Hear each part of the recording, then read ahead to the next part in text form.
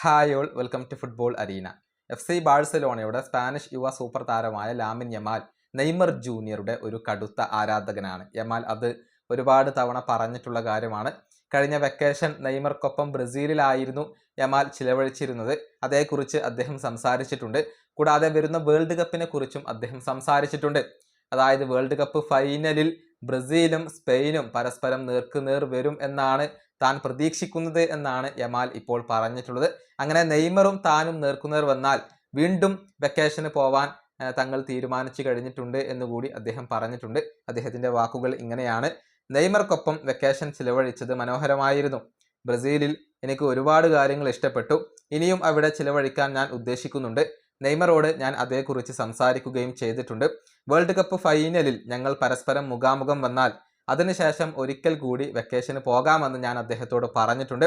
ഫൈനലിൽ ബ്രസീലും സ്പെയിനും നേർക്കുനേർ വരും എന്നാണ് ഞാൻ പ്രതീക്ഷിക്കുന്നത്. ഇതാണ് ഇപ്പോൾ ലാമിൻ യമാൽ പറഞ്ഞിട്ടുള്ളത്. ഏതായാലും നെയ്മർ ജൂനിയർ വേൾഡ് കപ്പിന് ഉണ്ടാകുമോ എന്ന കാര്യത്തിൽ ഇനിയും കൺഫർമേഷനുകൾ വരേണ്ടതുണ്ട്. ഫിസിക്കൽ ഫിറ്റ്നസ് വീണ്ടെടുക്കുക എന്ന ലക്ഷ്യത്തോടു കൂടിയാണ് നെയ്മർ ജൂനിയർ ഇപ്പോൾ ഉള്ളത്. അദ്ദേഹം റണ്ണിംഗ് ഒക്കെ ഇപ്പോൾ ആരംഭിച്ചു കഴിഞ്ഞിട്ടുണ്ട്. ട്രെയിനിങ് നല്ല രൂപത്തിൽ നടത്തുന്നുണ്ട്. അടുത്ത മാസത്തിന്റെ തുടക്കത്തിൽ തന്നെ അദ്ദേഹം കളിക്കളത്തിലേക്ക് തിരിച്ചെത്തുമെന്നാണ് ഇപ്പോൾ പ്രതീക്ഷിക്കപ്പെടുന്നത്. ഈ വീഡിയോ അവസാനിപ്പിക്കുന്നു. അടുത്തൊരു വീഡിയോയിൽ കാണാം.